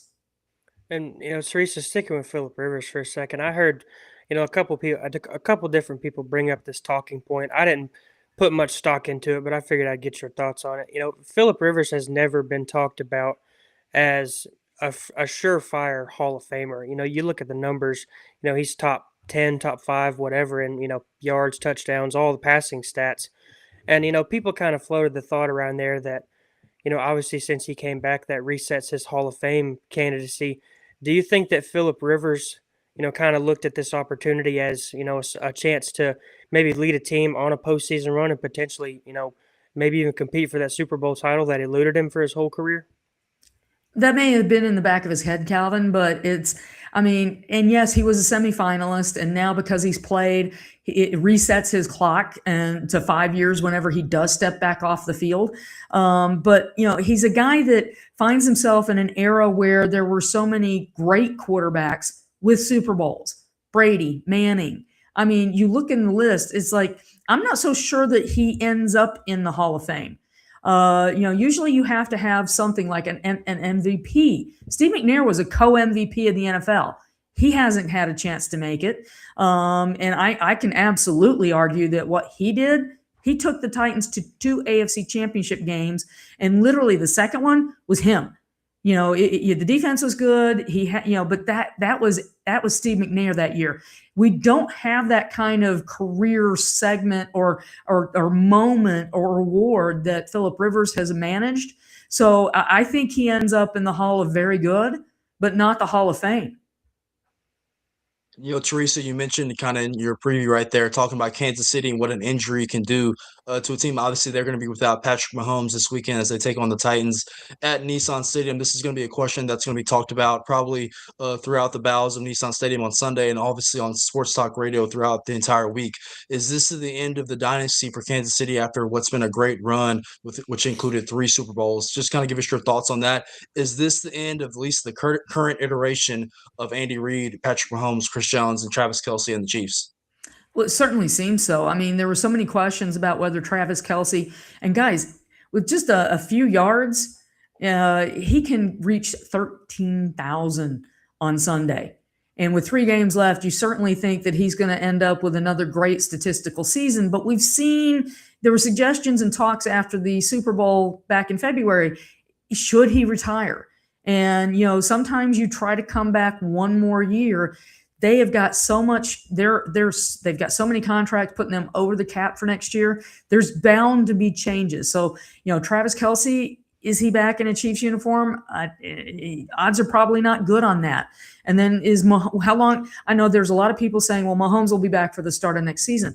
Well, if they had to repair the lateral collateral ligament as well as the ACL, maybe not so fast. So let's just wait and see. He's had injuries, but he has not had one to this extent. So we need to see how he comes back. Andy Reid was being asked, are you ready to walk out the door toward retirement after that, around the last Super Bowl? So, there's a lot of pieces here that, and when they kept their window open probably longer than anyone wanted, but it's been an incredible run, and they've made tweaks and changes around there. But Andy Reid, Mahomes, Kelce, and Chris Jones have been the primary pieces. But, man, they've just been hit by injuries. And with the contract situations moving forward, it just feels like we've maybe seen the last of this iteration, at least, of the Chiefs. Teresa, the Titans have played, better football over the last 2 weeks. Won on the road at Cleveland. Scored 24 points, which it's a big number for them last week against San Francisco. Especially without Patrick Mahomes this week at home, how much stock do you put in the Titans to maybe pull off a win? Well, that line after Mahomes was injured dropped from double digits to 3.5. So Titans are desperate. They are desperate. They've lost all 7 this season at home. They've got an 11-game skid that is tied for the franchise worst since they moved here. And then after that, we're talking 72-73 Houston Oilers.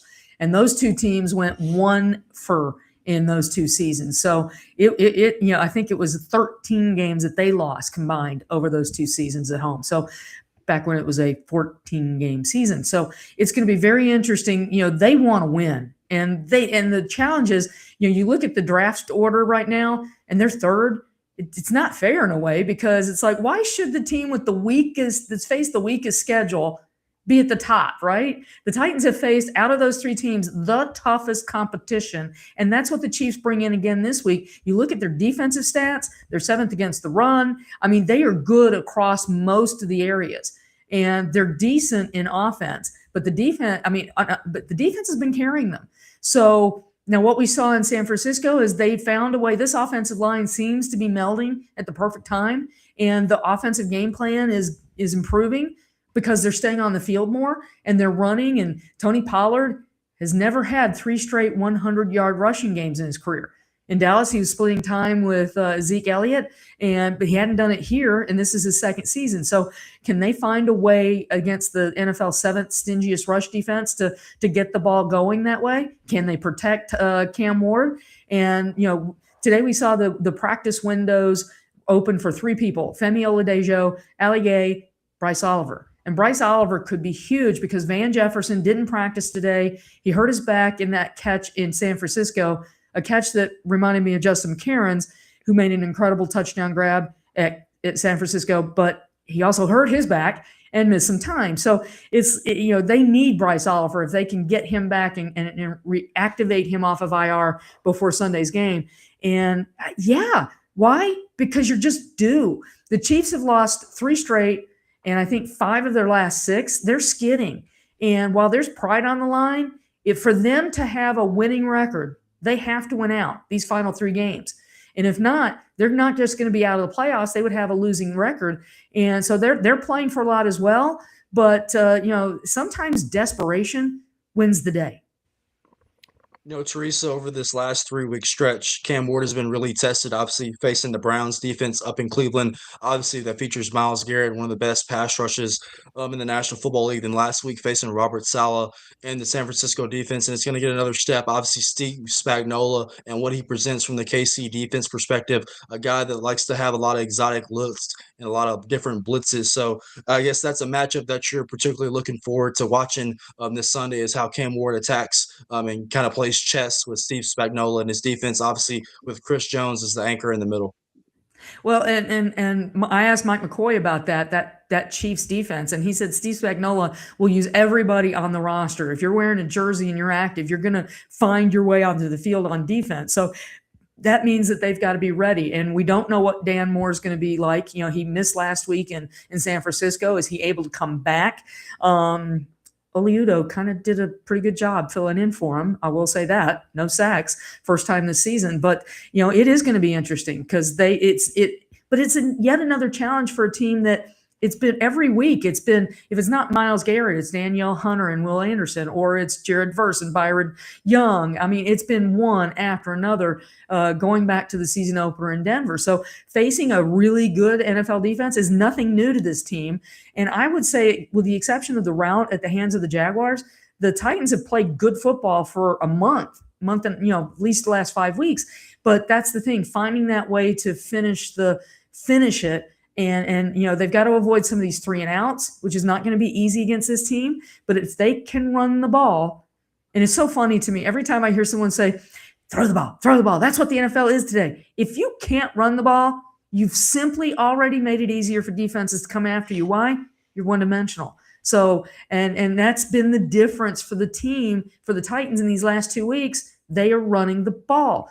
Offensive linemen love to be the aggressors and push people off the line, and you can almost feel it. Being in the locker room today, it's like, yeah, it's a rough season. They everyone's going to be happy to put this one behind them eventually, but they are playing for pride.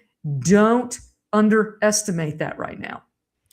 Teresa, looking at the division as a whole, obviously everybody's been, caught up in the slide that the Colts are on right now, but the Jags and the Texans have both been ripping off wins, for most of the season. Obviously Houston hangs their hat on defense. That's kind of been the catalyst behind their streak here, but Jacksonville is winners of 5 in a row. Just what's Jacksonville been doing to rip off, this little winning streak, and do you think either of those teams have the goods to maybe make a little bit of a run in the postseason?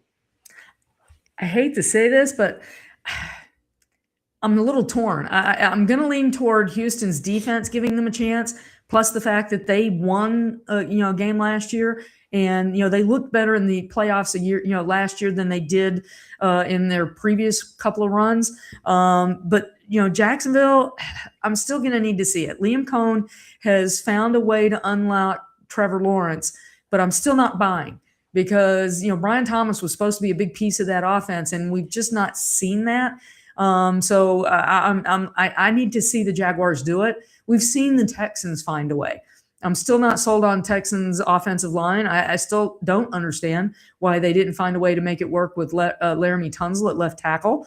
But they have found a way to, they're finding their gear. They've got a first-year offensive coordinator, and they're finding what works for them right now. It's going to be interesting, because it's just, this is what makes the NFL so good, because you can't take anything for granted, and they're coming down the stretch, and it's just going to be fun. Houston right now, guys, is in that third wild card. Yeah, I'm trying to do the math here. 1, 2, 3, 4. Yeah, so Houston is on that third wild card. So they are playing desperate. That's how tight it is right now. Indy is slipping. They're not eliminated, but boy, but the Jacksonville Jaguars are in the spot right now. They hold the number 1 spot in the division. Guess what? They have an advantage in. Guess who they play in Jacksonville to wrap up the season? Tennessee. That might be the game that helps them clinch the AFC South title. So if the Titans want a little bit of revenge, find a way to win that game and cost the Jaguars. Absolutely. Teresa, one last thing before we let you go. Appreciate you joining us here once again. I want to ask you about the Predators. Obviously, they're winners of 7 of their last 10. They have a home matchup this evening against the Carolina Hurricanes. They've scored at least 4 goals in their last 4 games. What do you feel like has been clicking, particularly for this group, over the last 10 games? And is that hot seat for Andrew Brunette kind of simmered down over this recent stretch? Well, it's certainly cooled down, but I'm not buying just yet on the Predators. Keep it up for another month. Call me crazy getting to the second wild card spot. I mean, I'm looking at the standings for the West right now, and they are 8th in the West. 8th. Now, you look at the standings, they're 7 points out of the second wild card spot. And yes, San Jose's got 2 games in hand on them. It's a nice little spurt here, but I need to see more. Do this for more months. Otherwise, this is a mirage. And, Barry Trotz keeps saying that Andrew Brunette's job's fine. And, and the worry, I think, is that if they keep winning just enough to make him think he should be a seller or, a buyer at the trade deadline, just show me more, because we've seen far more bad out of this group than good. Now they're getting Cole Smith back, which should help, but Zach LaRue is getting a little closer to getting back from an injury. But Stamkos being on that top line seems to have unlocked something for him. But there's far more bad with Stamkos than there is good in the Nashville Predators uniform. So this has been a nice stretch. God knows Nashville Predator fans, Nashville sports fans needed something to enjoy, but I need to see a lot more of this. The good thing is there's still plenty of season left, and they can play their way out if they keep playing like this. This is Teresa Walker of the Associated Press. You can follow her on X at Teresa M. Walker. Teresa, we appreciate you joining us on such short notice. We hope you have a happy holidays. Merry Christmas. Merry Christmas to you, Calvin and David, and take care. All right. Thank you so much. Coming up after this commercial break here on Main Street Sports Today, presented by the Tennessee Orthopedic Alliance of Columbia. It's Calvin's favorite segment. Can you look at his face? He's so excited about it. It's our Wild and Wacky segment as we close the show on this Wednesday. Stick with us.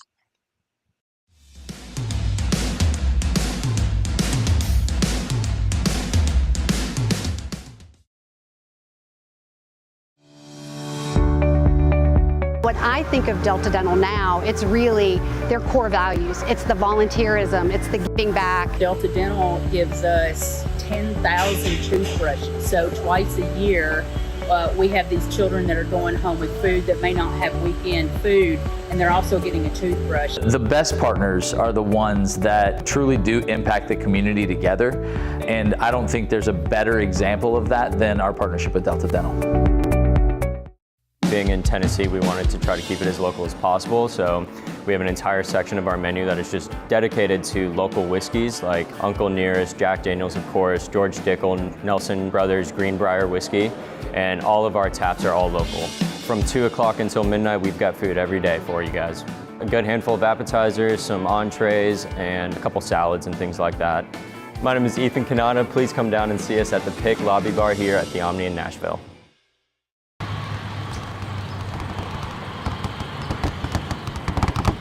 The winning just got closer. All new Sportsbook, the latest gaming machines, live horse racing, and more. The Mid Gaming Hall, Kentucky Downs. Winning just got closer.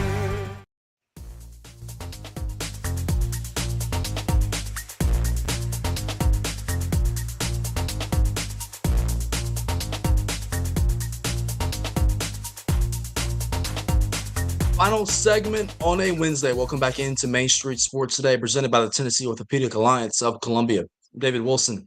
That is Calvin White. Time to close the show with our favorite segment. It's our Wild and Wacky segment as we present to you the wildest and the wackiest stories from across the globe. Without further ado, the guy who collected all the scintillating stories, it's Calvin White. I pass the baton over to him. Yeah, we're going to start Wild and Wacky today. Over in Japan, someone's 92-year-old grandma won a video game tournament over in Japan, playing this game called Tekken 8. I don't know what that is. But someone's 92-year-old grandma went over there and, put up enough of the stick skills to, win this video game tournament. Say the age again. She's 92. On the sticks. On the sticks. You know what? I think that's what I want my life to be when I'm 2 years old too. If I can just be on the sticks all day. I mean, Calvin, I know you're on the sticks all day as it is right now. So just be a continuation of things. Every time I call you, you're on the sticks. So you know what? I'm not mad at it. I think if I was 92, I'd want to be on the sticks too. Says the tournament featured 8 senior citizens ranging in age from 73 to 95. This was part of the CARE Esports Association, an organization specializing in video game tournaments for senior citizens. I didn't know there was such a thing, but hey, if that's what floats your boat, I think it'd be cool to say this was my grandma. Yeah, I mean, I know the 70-year-olds are kind of salty they lost to the 92-year-old, for sure. For sure. But Mark, I'm going to go out of order here because I think we should get to this one. I'm going to drop down to our friend, the alligator at the 7-Eleven, if you have any media for this. But, what's wild and wacky without a headline from Florida? These people had to go and remove an alligator from a 7-Eleven store. Says sheriff deputies in Florida were summoned to a 7-Eleven store to remove a cold-blooded loiterer refusing to make any purchases. Says the alligator was about 10 feet long or 10 feet wide and 3 inches long. Oh wait, I read that wrong. 10 feet and 3 inches long. That 3 inches long is a very small gator. But, they had to remove this bad boy from the 7-Eleven. He was out there loitering. I don't do gators, man. There's a reason why I live in Tennessee. I don't do gators. So no, he doesn't look like he wants to go anywhere but that 7-Eleven. You know what? And that's why I wouldn't go to that 7-Eleven. He looks like he's not. There's a reason why they're keeping their distance right there for sure. I wouldn't do. You couldn't pay me enough money to say, David, go take care of that. Like I'm staying far, far away. He lives there. It's his store now. I guess so. I guess he is. Mark, did you watch this all the way through? Did they get him in the trailer? Looks like they dragged him in there at some point. They flipped him over a couple times. He's fighting. He does I'm not just want to gonna go. keep watching this video. I'm invested in the gator. It looks like they got him in there. Unwillingly, he's turned over a couple times. He's turned some tricks for him real quick.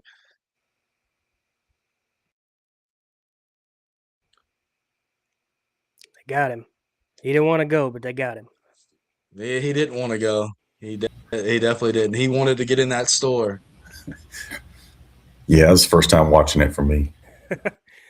No, we couldn't do Wild and Wacky without a Florida story. Instead of Florida man, it's Florida Gator, which I guess makes sense. But Mark, I'm still skipping around. I'm going to go down here to the bottom.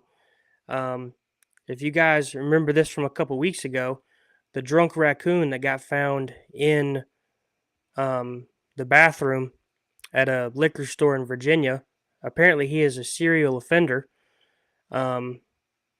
Says an animal protection officer in Virginia's Hanover County said the infamous drunk raccoon that broke into a liquor store has done it again. Hanover County Animal Protection and Shelter previously revealed a raccoon had broken into the Ashland ABC store on Black Friday, broke several liquor bottles, and was found passed out drunk in the bathroom. I don't know how they know this is the same raccoon, but they found our boy sloshed again. My goodness, we talked about this last week, didn't we? Was that? I think so. Or that was me and Wade. I can't. Yeah. No, I was a part of it. Yeah, It looks like the same photo. it looks like the same photo. I think we already did this story, Calvin. No, it's the same photo. Oh, he they did just it didn't get again? a picture of him this time. Yeah, he did it again. He found his way back in the store again. I told you, when he's had trouble with his bad days out in the wild, he had a bad day in the woods. His lady friend didn't talk to him. He knows where to hit that liquor store. He knows how to get in there. He knows the way now. Yeah, it says Animal Protection Officer Samantha Martin has now disclosed that this wasn't the trash panda's first time. So apparently this is a raccoon that lives in like a shelter, and he just keeps breaking out and breaking into these places and getting hammered. You know what? I don't blame him. There's some days I wish I could do the same, right? No, can't blame him. But we'll go to Mark. We'll go to the inflatable Santa next. So this apartment complex in Colorado, they are collectively fighting the HOA, the homeowners association, because the HOA is trying to take away their 28-foot inflatable Santa. So someone has this giant 28-foot inflatable Santa in their yard, and the HOA is trying to make them take it down. It's on their property. What's the problem with it? They're just in the holiday spirit. Hey, the HOA is always out there trying to ruin something. They gave me like 3 warnings in the summer for not mowing my yard. Well, you need to do that. I did do that. How long? They just didn't like that it was. It was a They certain just length. didn't like that it was taller than 3 inches. I feel you on that for sure. You already got Christmas stuff up, I assume. You got a big tree, small tree? We got a 6-foot tree. We Okay, got it up. you got any decorations outside? Not outside. We've got some inside. Okay. Our neighbors did all the outside decorating this year. There you go. Now, during Halloween, were you in an apartment complex or were you still renting the house? We're in the house. Okay. Did you pass out Halloween candy? Or did you leave the light on, or did you say no? We're not giving out candy. My girlfriend passed out candy. I had football that night because it was on a Friday night. I figured she did. So we'll talk about that at another time. Appreciate you guys joining us here on Main Street Sports presented by the Orthopedic Alliance on a Wild and Wacky edition on this Wednesday afternoon.